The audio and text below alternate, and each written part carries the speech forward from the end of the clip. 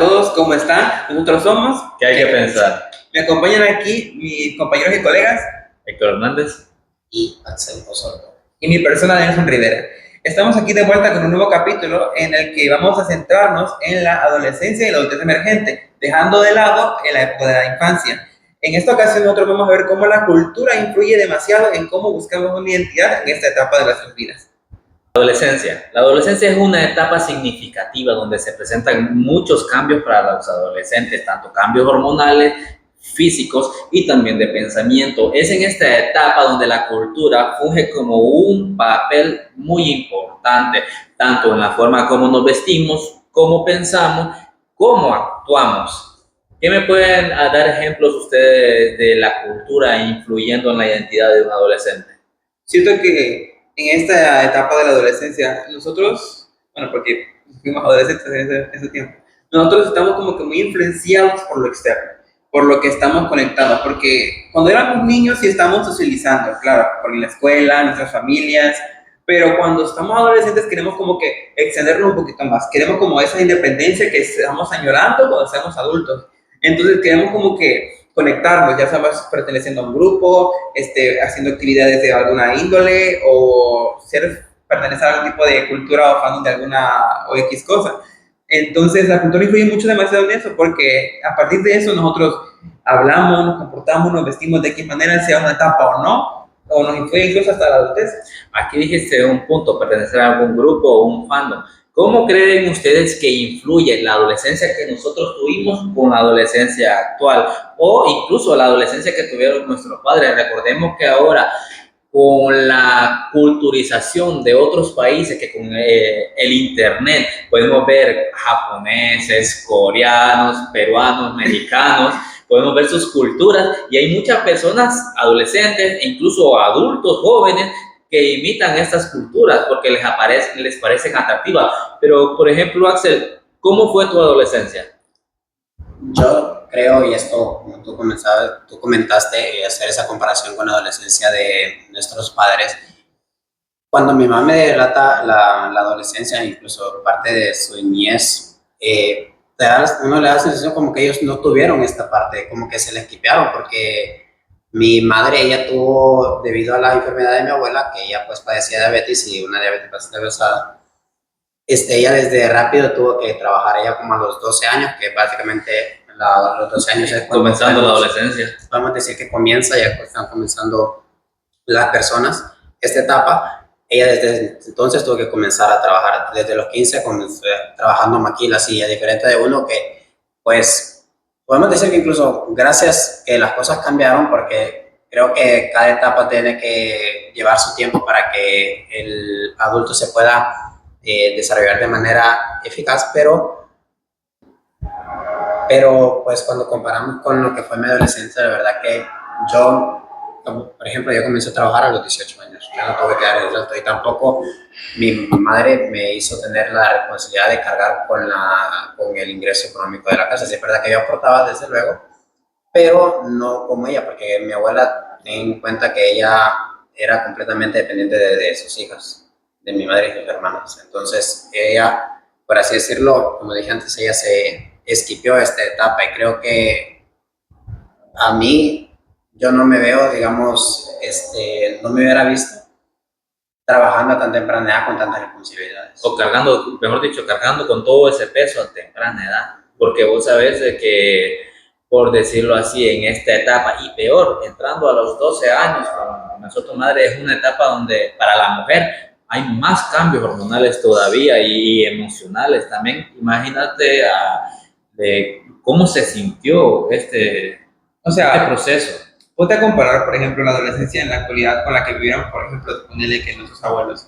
Porque es bastante común que, por ejemplo, en el caso como tú mencionaste, que las mujeres es más diferente, debido a que las mujeres se sintieron bastante como esta etapa. Porque en el caso de mi abuela, ella se casó con un hombre bastante mayor, mi abuelo. Entonces ella a los 14, 15 ya estaba con su primer hijo.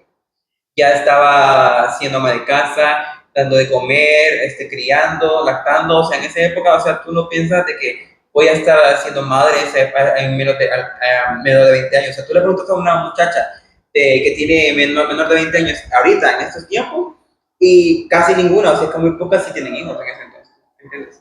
Sí, entonces yo creo que más nuestro contraste es por la época en la que vivimos, porque recordemos que con la revolución industrial la infancia y así también como la adolescencia se alargaron más. En esta época era un sinnúmero de responsabilidades y cargas que tenían que llevaban tanto los adolescentes y los niños ya a temprana edad, como por ejemplo en este tiempo, ¿para qué se tenía hijos?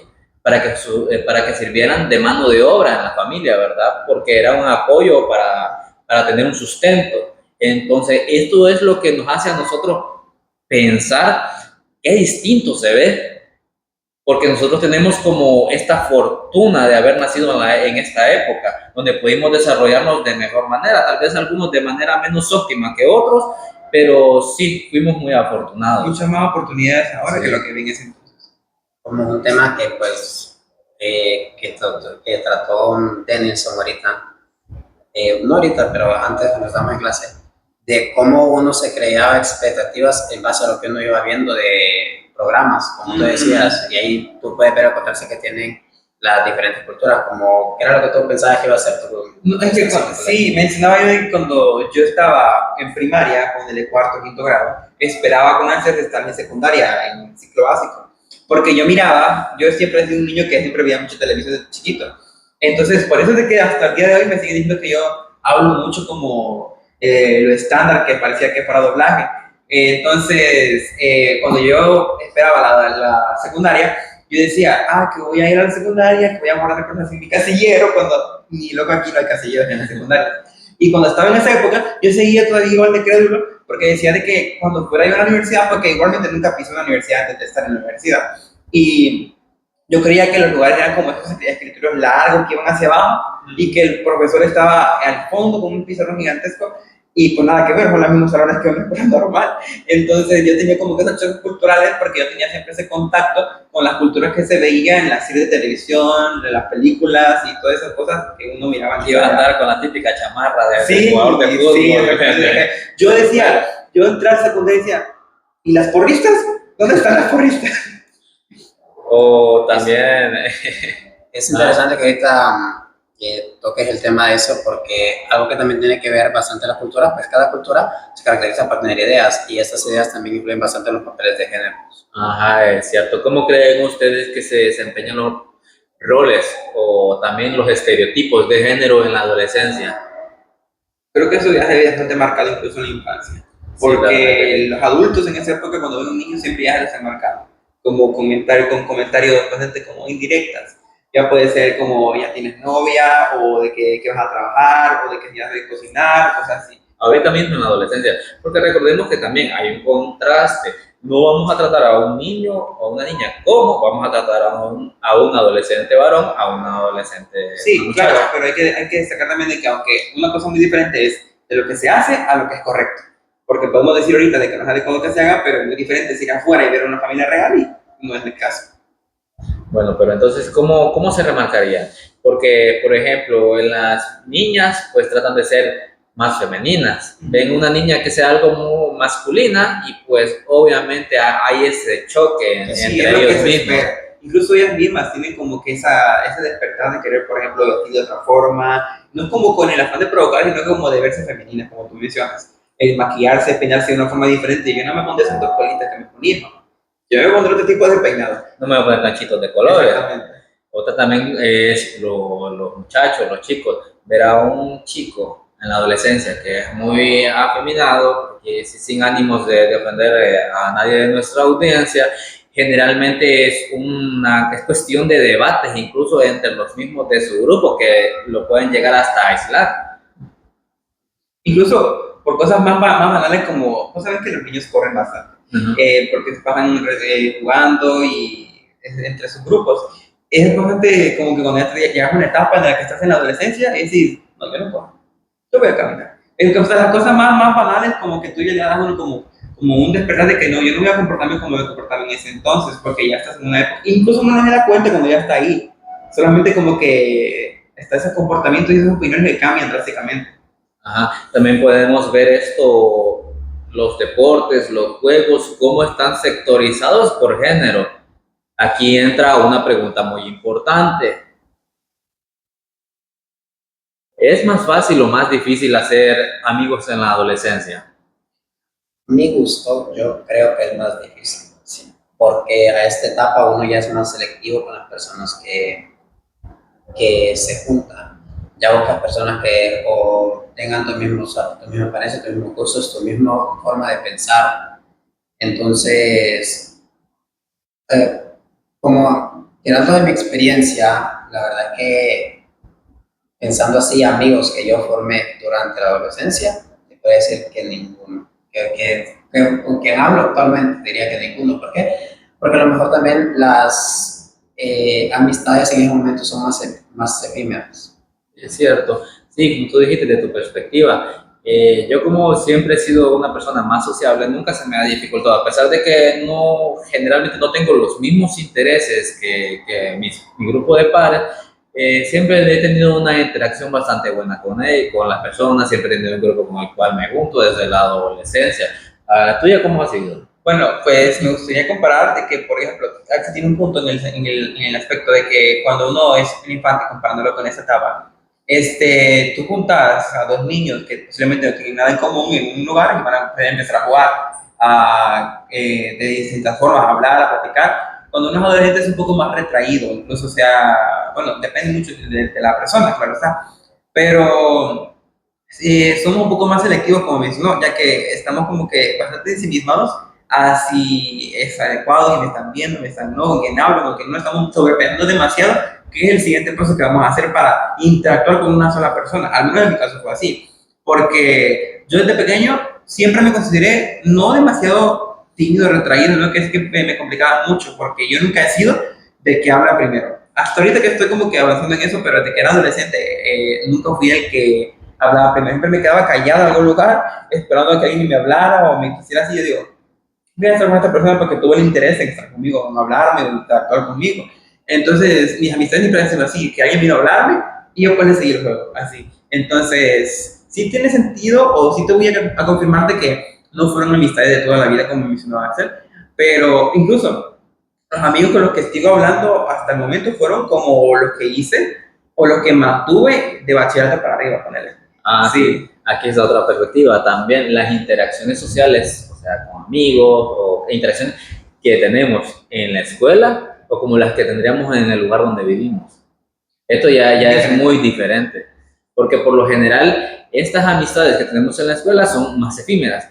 Por lo general, las que tenemos, digamos, con los que viven o habitan en el mismo sector, generalmente ahí es donde entran ya los amigos de la infancia, que son Sí. con los que uno tiene cierto contacto, incluso ya de adulto. Sí, porque en esas épocas, o por lo menos creo que la mayoría, digo yo, tuvimos esa época en la que estuvimos como que jugando con el hijo del vecino, cosas así. Ajá. Y en cambio en la adolescencia, sí está la capacidad de relacionarnos, interactuar, pero hay como que un prospecto o un espacio más amplio, como que tienes como que más de dónde escoger, por así decirlo, porque por ejemplo en el colegio son bastante más grandes, hay diferentes sectores, más como en el recreo, en los recesos, puedes salir, hay bastantes personas, hay un montón de niños, bandas de niñas, adolescentes, grandes, pequeños, podés incluso como que empezar a interactuar, ver con quién tiene estas opiniones, quién no, quién te gusta lo que a ti, quién no. Entonces tú ahí tienes como que con quién hablo, te topas con esa persona otra vez y ya volvés a hacer otra interacción y ahí formando una amistad, un vínculo también.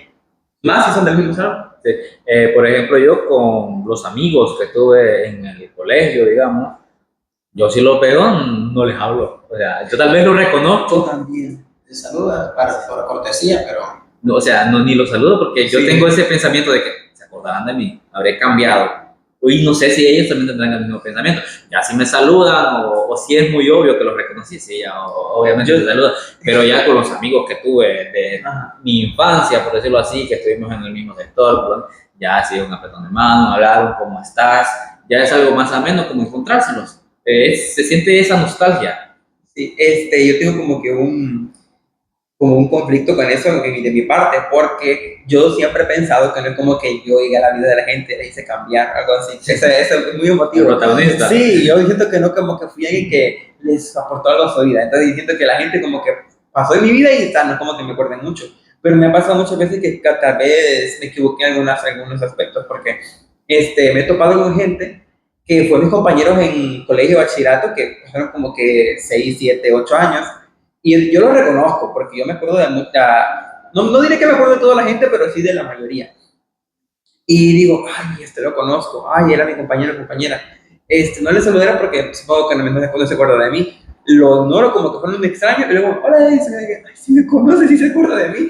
Pero en mi interior, vaya, digo, hola, ¿qué tal? Así. Y me ha pasado muchas veces, incluso me pasó un momento muy vergonzoso en el que una ex compañera que era muy cercana a mí en ese entonces, era como que casi que mi mejor amiga, una amiga muy bien cercana, compartimos un montón de experiencias y así, que me saludó por Messenger, ponele. Y yo no la conocía, no me acordaba de ella. ¿Quién eres? Le digo yo. Me dijo su nombre. Y yo, no me acuerdo de ti. Y ella de que, ¿cómo no te vas a acordar? Si hicimos esto y aquello. Yo de que, perdóname, porque yo no me gusta como que fingir o dar cosas por hecho. Le dije, discúlpame, que sinceramente no me acuerdo quién eres. Pero sí me sentí bien mal porque después obviamente se enojó y me dejó de contestar.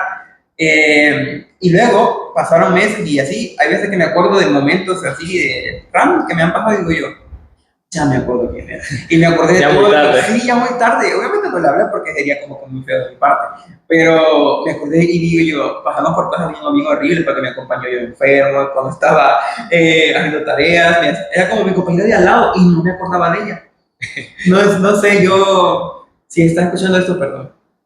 Así que, no, A mi gusto, pues yo creo que esto o lo que yo siento del distanciamiento suele pasar porque en la adolescencia nosotros estamos constantemente cambiando, estamos tratando de definir lo que será nuestra personalidad, cambiamos constantemente los valores. Yo me recuerdo entrando en la adolescencia, tenía 13, 14 años, yo sí relacionarme con bastante gente, pero a medida que crecíamos, pues ellos tomaban hábitos que a mí no me parecían o tenían maneras de pensar y esto me llevó a mí, como les dije, a alejarme de ellos porque yo de cierta manera ya no encajaba en ese grupo. Entonces ya me tocaba, ya no sentía sentido, no le llevaba sentido a pasar ya el tiempo con ellos, no sentía que no me nutrían en nada. Sí, es bastante como chocante, creo que se repite mucho esta palabra, chocante, el saber de que estás cambiando o los que están a tu alrededor están cambiando y no se sabe muy bien si es que tú tienes la necesidad de encajar en otro lado o ellos tienen la necesidad de encajar con ellos mismos, de cohesionar más su grupo y uno se siente como distante. ¿Ustedes creen que los adolescentes tienen una genuina necesidad de querer encajar en los grupos? Cuando estamos en la adolescencia, los grupos tienden a ser más grandes que cuando éramos niños. ¿Creen ustedes de que encajan por la necesidad de encajar o ya es algo genuino de ellos? Yo como te digo, pues al principio para mí era encajar por encajar, porque últimamente a mí no me gustaban los hábitos, las versiones que yo tenía, pero yo, por estar ahí, para no sentirme solo, pues me obligaba a estar con ellos cuando realmente no me gustaba.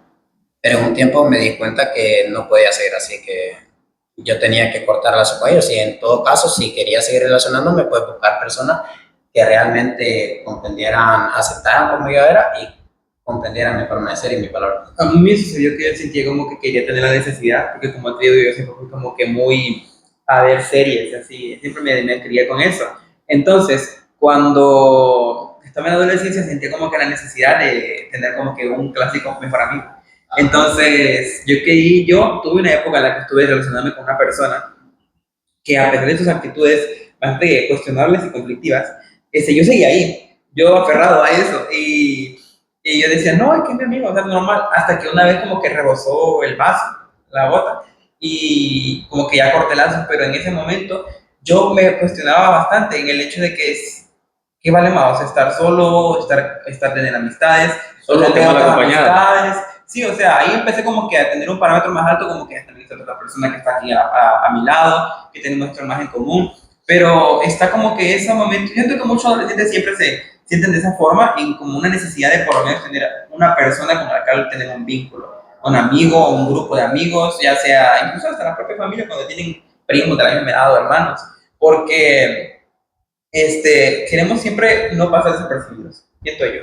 Pero ahí pasa algo curioso porque en la adolescencia, aunque es cuando uno más tiende a alejarse de su familia. Es cierto. A buscar, a querer, como por así decirlo, Su espacio personal. su espacio personal, buscar ser más independiente. Sí, aunque haciendo un poco como en completo contraste a lo que fue la adolescencia y su interacción con sus compañeros de Axel, la verdad es que entre mis grupos generalmente vieron a las malas influencias. Y resulta que yo cambié, yo comencé, me planteé muchas cosas, comencé a tener una crisis de identidad y entonces yo me alejé de ellos, entonces ahí ya no eran ellos los que no, por decirlo así, sino que era yo el que ya no encajaba. No, te das cuenta que mi grupo yo comencé a ser, no a lo mejor el más, pero sí uno de ellos, pero rápidamente no me parecían eso. Sí, sí, porque yo era el que los corrompí más bien y yo los dejé así corrompidos y me fui. Me voy. Está bueno, ya hice mi parte y me fui. No, yo sí duré, siento que sí, fui una de esas personas que como que de una época en adelante tuvieron los mismos amigos como 3, 4 años. Incluso tengo todavía conversaciones o me sigo viendo con amigos que tuve como desde el ciclo básico. Y no es como que mejores amigos así, ¿va? Pero de vez en cuando salimos, charlamos, chateamos, así, porque obviamente tenemos como que vida de adultos ocupados y demás. Pero siempre hay como ese chance, está ahí, como esa presencia como de querer como que mantener esa amistad. Pero creo que en esta época es porque tú ya te das cuenta de que esas amistades sí como que valen la pena, como para mantenerla, vaya. Porque a pesar de que se hicieron en esa época, o sea, tampoco hay que como quedar por hecho que todas van a ser así. Hay como un cariño ya, digo yo, ya hay una nostalgia, porque digo yo, que en la época de colegio, bachillerato, tuve muchas personas que fueron consideradas mis mejores amigos y mejores amigas, pero pregúntame si tengo contacto con ellas, ya no, o sea, de cierto tiempo a cierto tiempo cada una dejó de ser parte de mi vida y es bastante extraño encontrármelos a veces en la calle y ser como que no existen y ellos hacen lo mismo. Es que a mí me cuesta soltar. Hay que verlo. Tomando como ejemplo tu experiencia, tenemos que también ver que en la adolescencia y ya cuando vamos a entrar a la adultez es muy difícil que vayamos a mantener el mismo círculo de amistades, amigos, amigas, porque tanto nuestros intereses como nuestras responsabilidades cambian, así como también el enfoque que tenemos en la vida. ¿Qué tal si a nuestros amigos les gusta salir? Nosotros tal vez no tenemos tiempo. Proyectos o metas, porque en esa etapa Sí. ya no estamos como que inculcando lo que queremos ser ya de adultos. Eso es cierto. También la ubicación geográfica de eso, porque no es lo mismo a un amigo que le vas a escribir, hola, ¿cómo estás? Así, y estás ocupado, no puedes salir con él, a un amigo que te puedes encontrar en tu colonia, en el trabajo y así. O Entonces, que, por ejemplo, viven como que unas cuadras a la siguiente colonia y salgamos tal, tenemos tiempo tal, y está cerca porque puede pasar por tu casa incluso. Tal, es más sencillo. No se una amistad así. y entonces, por decirlo así, las perspectivas de las personas cambian conforme van avanzando en su nivel de madurez. Es por esto de que los adolescentes tienden a hacerse una idea de cómo son las cosas en la sociedad o cómo funciona. A esto se le conoce como el complejo de costumbres. Sí lo conocen, así son afines con el término. De costumbre sí. ¿Te puedo hacer más o menos la idea de qué quiere decir? Bueno, entonces, por ejemplo, cuando nosotros tenemos una cita, sabemos que el que invita paga. Y si es una interacción entre un hombre y una mujer, obviamente el hombre es el que paga, ¿verdad? Por ejemplo, si a mí... No simplemente el hombre es el que paga, el hombre es el que invita, el que tiene que hacer el primer movimiento también tiene que ser el hombre. Sí, porque igual esto de invitar a una cita también es como un ritual de apareamiento. Yo te diré una cosa. No, perdón, de cortejo. Yo te diré una cosa. Que yo siempre he sido como que mucho más sociable con mujeres. Entonces siempre me he asociado más con ellas que con los hombres. Entonces he tenido más confianza con ellas, hasta el punto de como que si invito a alguien a salir o si surge la idea de salir a algún café o a un restaurante, no va a ser como que por algún propósito de intentar salir con ella o cosas así. E incluso está dando la confianza de que diga, de que incluso es de, no, simplemente tú pagas esto. O la siguiente vez así, porque así ha sido. Yo una vez pagué, por ejemplo, una salida y la siguiente vez es que no me muero otra vez, yo pagué porque tú pagaste la siguiente vez. Así, entonces ponemos como que ahora, es muy normal que entre amigos se dividan las cuentas. Eso es. Entre amigos nos dividimos las cuentas. Claro, amistades largas. Sí, pero para una cita, obviamente ya está No, sí, el ese propósito es concepto. diferente. Sí, sí, tiene que ver el propósito también. Porque obviamente siento que un hombre cuando quiere impresionar o intentar ligar a una muchacha, siempre va a intentar como que pagar. Sí, es que es como un ritual de cortejo. Sí, claro está, porque va como que... Quiere verse como un hombre proveedor. Sí, yo tengo dinero, no creo que tú quieras. De lo que tú Porque quieras, solo que no sea muy caro. Sí. Me saliste cara. Desde su propia cultura le han enseñado que el hombre tiene que, pues, proteger, proveer y procrear. Tomando, pues, así haciendo una idea, intuyo que un complejo de costumbres también puede ser como aquellas personas que tienen la costumbre de cada domingo ir a la iglesia. Ajá, sí, también. Y estos complejos están influenciados por lo que es la cultura. Obviamente, si hay una cultura religiosa en tu familia, esto se va a convertir en una costumbre. Y es que vamos a la iglesia. Obviamente, en el complejo de costumbres, cuando pasan el cestito o algo así, ya se sabe que hay que darla. Sí, y uno se siente mal cuando no da Y si no lo da, pues obviamente está como ese choque. un peso al menos. Eso suele pasar bastante, ir a la iglesia y tú aburrirte, porque pues a ti no, en esta etapa precisamente tú Sí. no sueles tener este interés por ir por pertenecer, por así decirlo, a una religión, estás buscando una. Sí, una Y religión. ya tú comienzas a preguntarte, ¿por qué tengo que ir yo ahí? ¿Por qué mis padres me están obligando? Yo fui uno de que siempre tuve problemas de ir a la iglesia porque mi familia es católica y siempre me grupó desde muy pequeño pertenece como a las escuelas dominicales, a las catequesis. Entonces yo iba ahí porque, ay, como en la escuela, ya iba a la escuela siempre. Entonces cuando iba a la iglesia después era como que era aburrido, no un problema grave, pero sí como que aburrido, no quería estar ahí. No era como que un propósito mío porque en la mente de un niño no es como que, ay, quiero ir a la iglesia, quiero estar en la Eucaristía, ¿sabes? No es como algo que un niño pensaría. No, en ese sentido me sucedió que cuando yo era pequeño, de hecho, mi madre no iba a la iglesia, pero yo voluntariamente, yo mismo, mira, como la iglesia no quedaba lejos de mi casa, yo voluntariamente iba yo solo allá a la iglesia.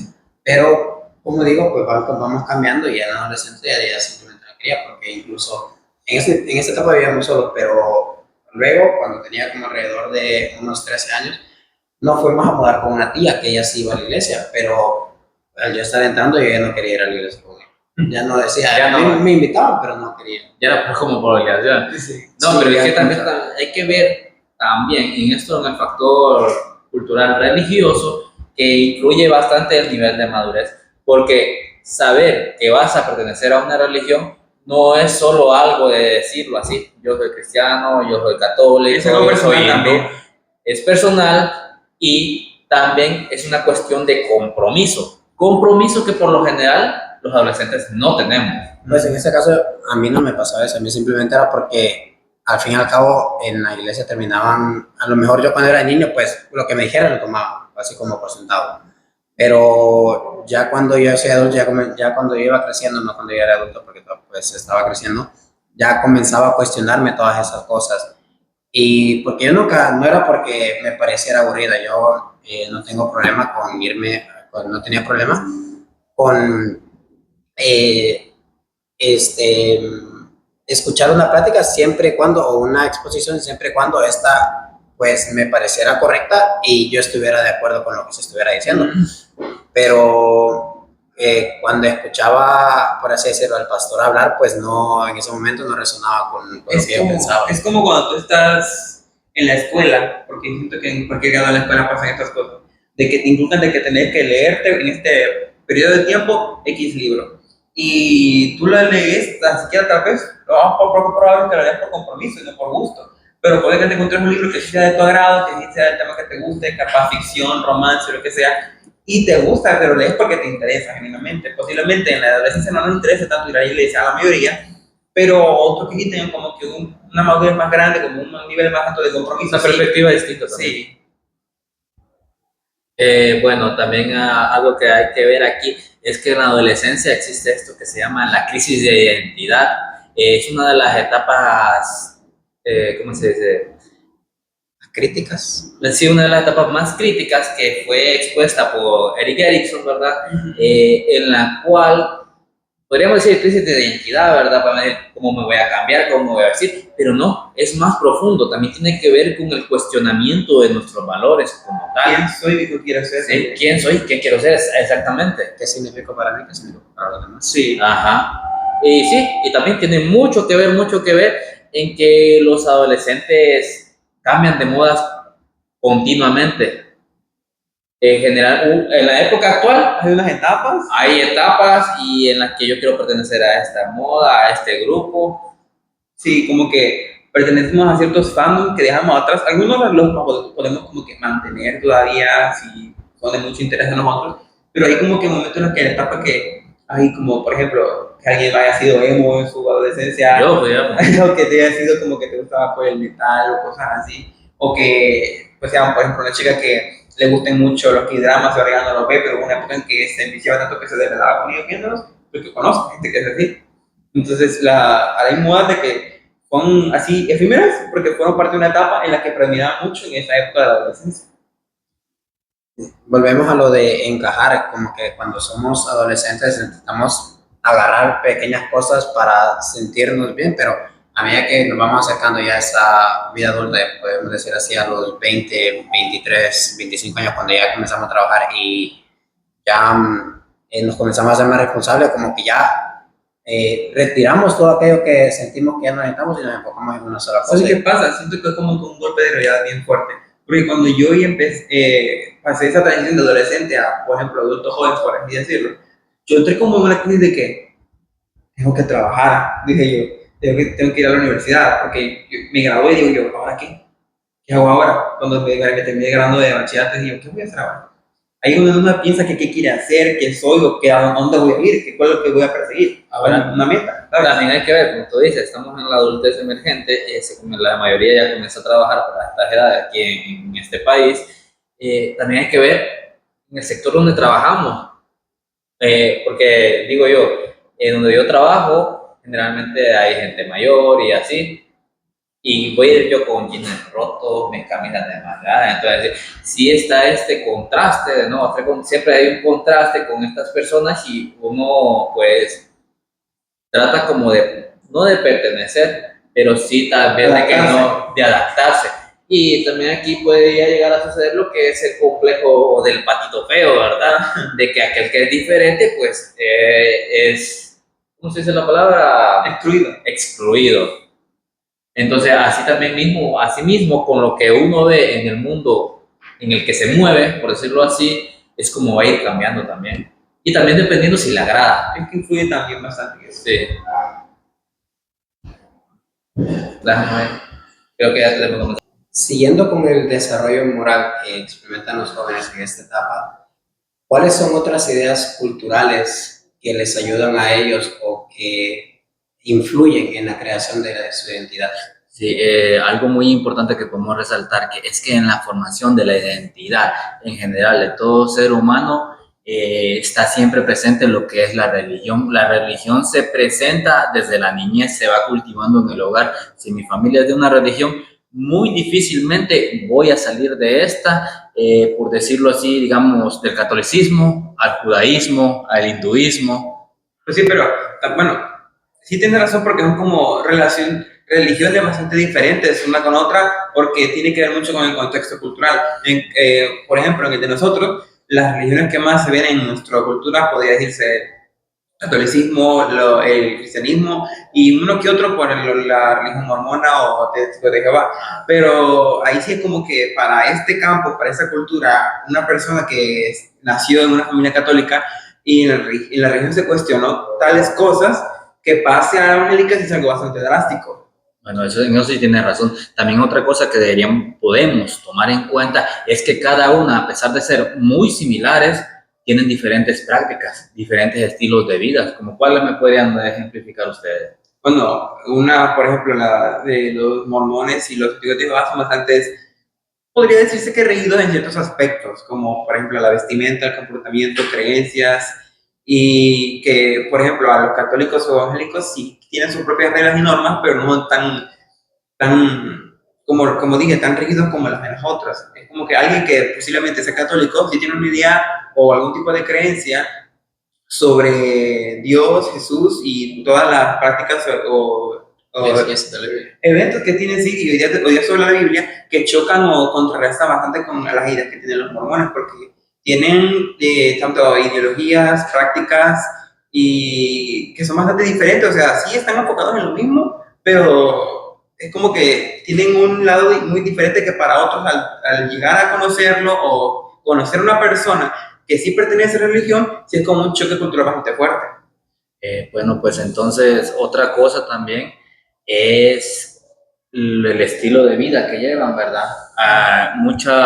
La religión de cierta forma te permite y no te permite otras cosas. Esto también hace que la manera en la que nos desenvolvemos en el mundo sea distinta a que yo, una persona que no pertenece a alguna religión, puedo hacer a que otra persona que sí puede hacer. Y esto podría ser chocante, una interacción entre nosotros. Sí, porque eso, bueno, creo que poniendo como ejemplo bastante en nuestro contexto cultural, Así es.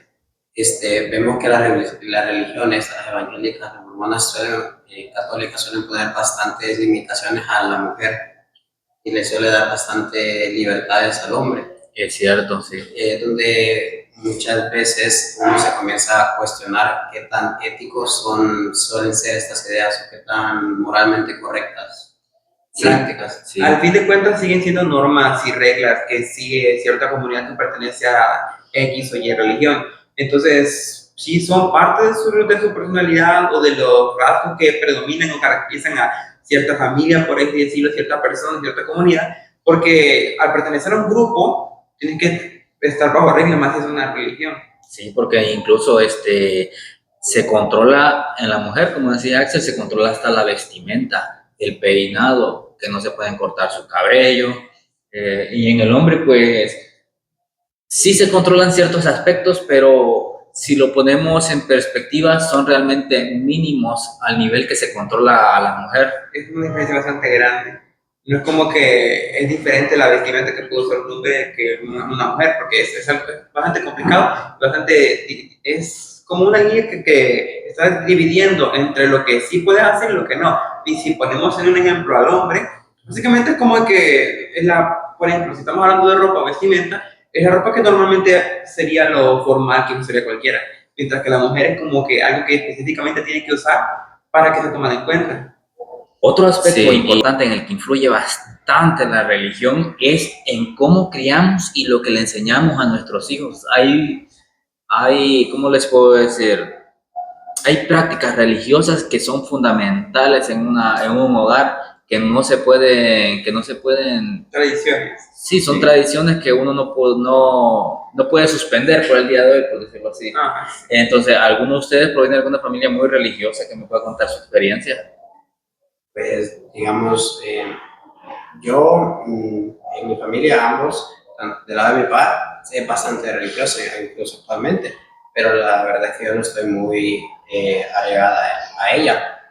Por el lado de mi mamá, si bien ella actualmente no es muy religiosa, mi abuela, ella sí que lo era, y ella la crió en base a estas ideas religiosas, como una costumbre que se ve bastante en estas familias, es el rezar antes de comer alimentos. Otra cosa también indispensable en mi familia materna, por parte de mi bisabuela, es todas las noches rezar el rosario, porque ella es católica.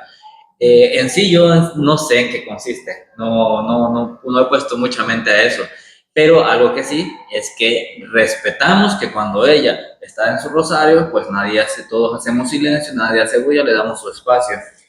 Bueno, en mi caso, en mi contexto familiar, mi familia en un inicio, por ejemplo, cuando yo era niño, sí era una familia bastante católica.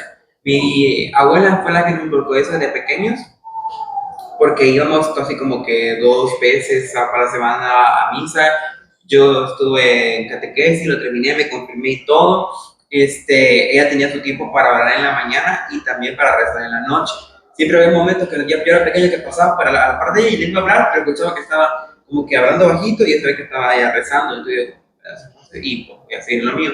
El rosario que tú mencionas, ella no lo hacía en realidad, no lo practicaba, pero sí es como que que rezan a la Ave María por cada conquista que tienen hasta llegar a la cruz otra vez.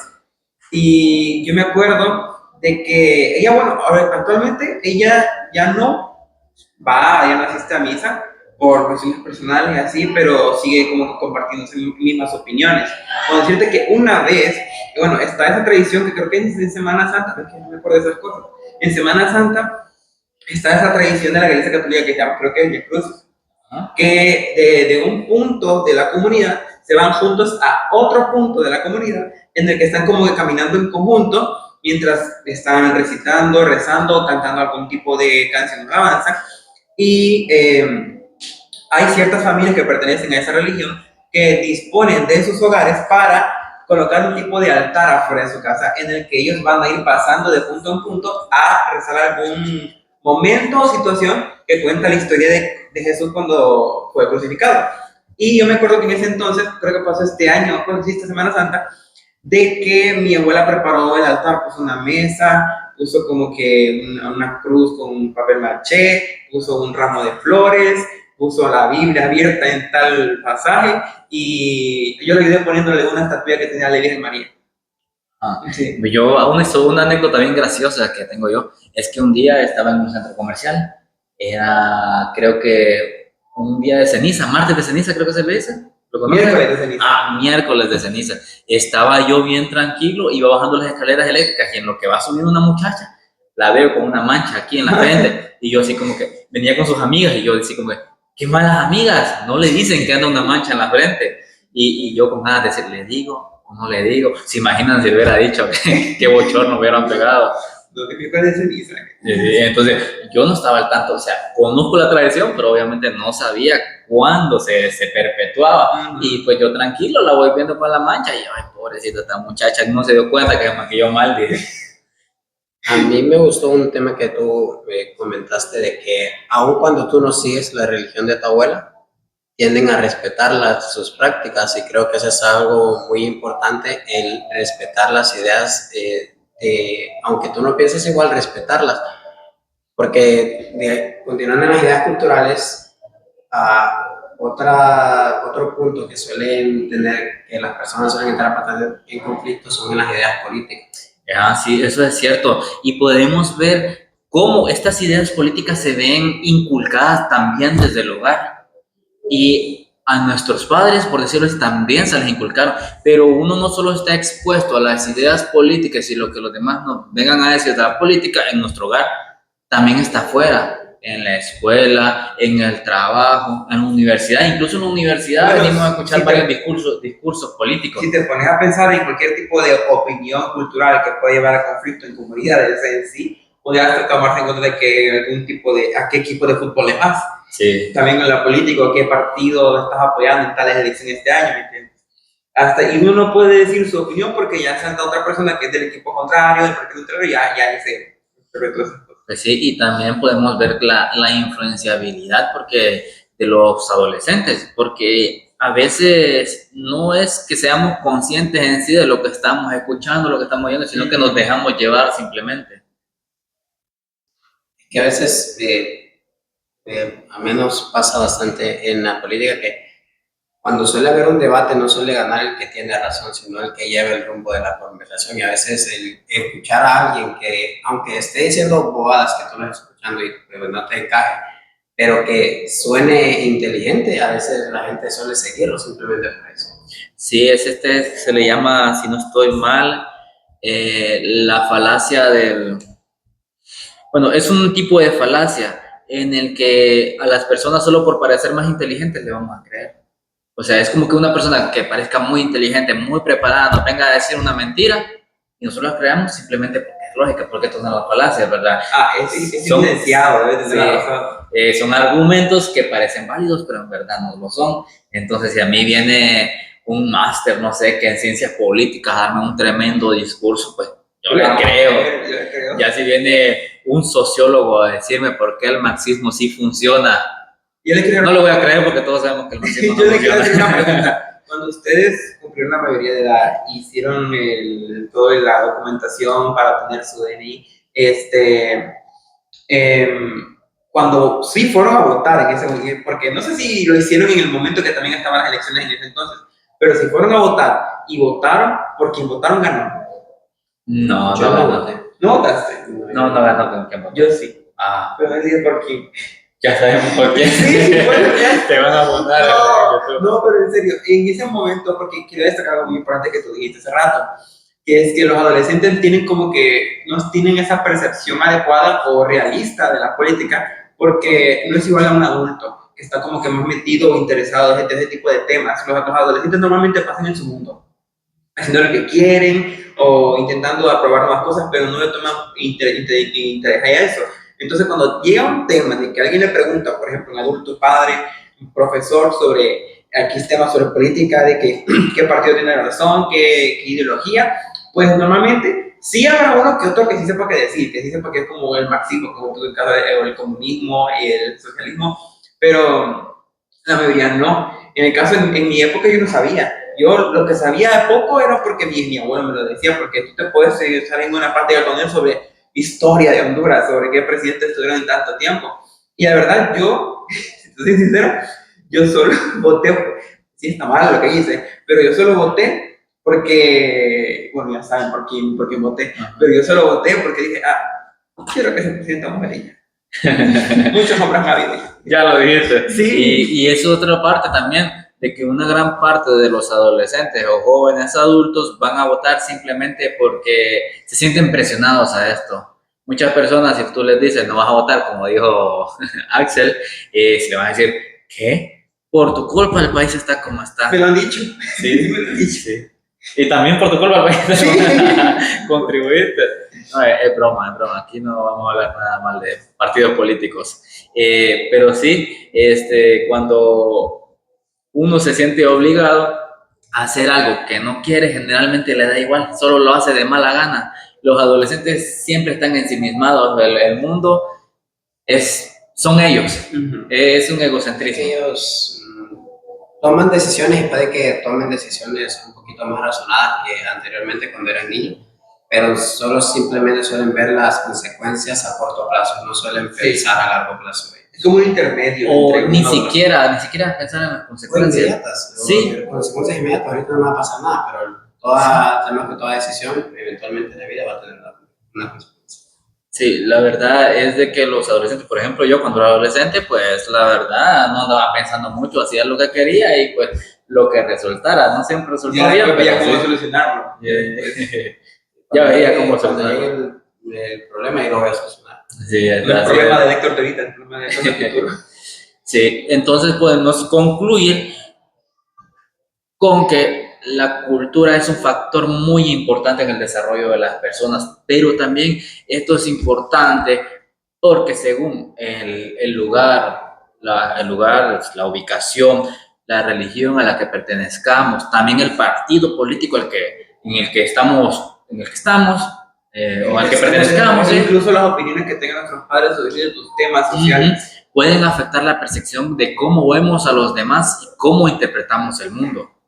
Recuerden que somos casi que de niños somos como un lienzo en blanco. Estamos absorbiendo las cosas que vemos, las opiniones, y aunque en el futuro vamos a cambiar de perspectiva, de niños somos bastante susceptibles. Sí, al final somos solo una esponja llena de vivencias.